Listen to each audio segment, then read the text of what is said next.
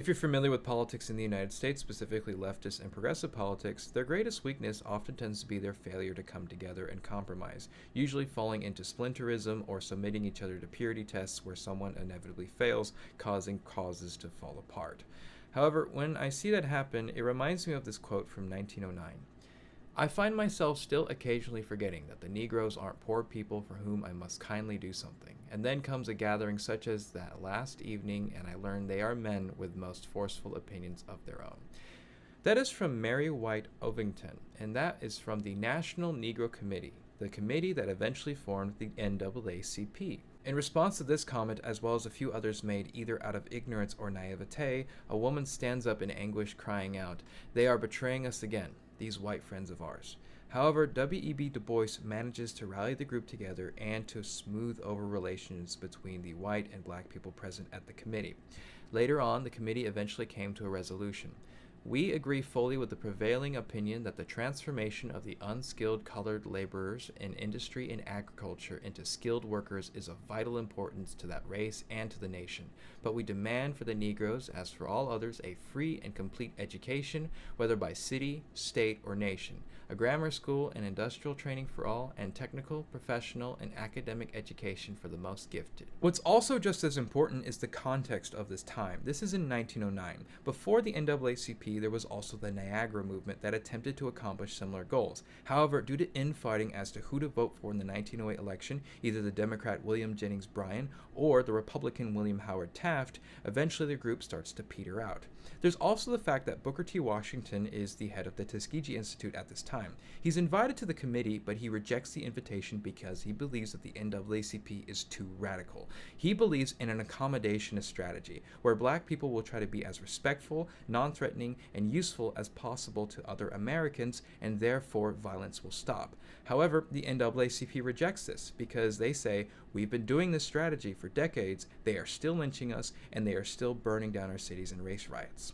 After the NAACP is founded in 1910, they receive a great deal of criticism, from Booker T. Washington claiming that they are going to incite violence because they're too radical, and also from several publications claiming that they are trying to start a socialist revolution.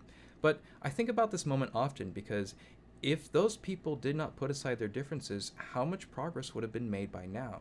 Because not a lot of people know that the mission of the NAACP in 1910 was just to prove that lynchings existed and victims were innocent. Because at this time, people either believed that 1, lynchings didn't happen, 2, maybe lynchings happened, but they were rare and exaggerated and not worth looking into, 3, the victims of lynchings were always guilty, and 4, lynching was just a product of the South. None of that which was true, and we know that now because of the early members of the NAACP, like Ida B. Wells, who documented the cases of lynchings as they occurred. That doesn't even begin to cover the racist politicians that these people had to work with and appeal to just to fight for human rights. For instance, one of the first legal battles of the NAACP's history is in 1917 with a case called Gwen v. United States. It's a case about literacy tests in Oklahoma.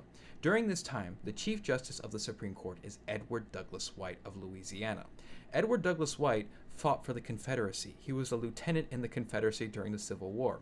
He also voted in favor of the majority in Plessy v. Ferguson in 1896, which started Jim Crow and segregation in the U.S. However, in this specific case, he actually rules in favor of the NAACP, and he even writes the case opinion. Now, I've touched upon the long and uphill legal battle for civil rights on my series on Black history, which you can see from my profile, but I just like to think that, yes, we can be moral purists if we want to. However, there are times when you have to work against an unfair system to help make a fairer system for everyone, and that is what it takes to make progress.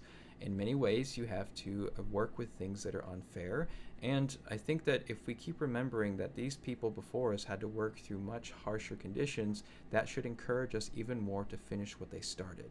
I think that if we continue infighting and we forget what our main priorities are, then we accomplish very little in the process. It takes a great deal of optimism to make positive change, especially if you're talking about legislative, because it is so difficult. That victory in Gwen v. United States in 1917, it was undone by another form of legislation, and eventually it took another 23 years before more progress could be made in Oklahoma. So that's how legal battles go. It's never fully done in some senses. But again, you have to have unending optimism, and you have to find ways to work together with people that you may dislike. That is how progress is made, and that quote reminds me of that especially.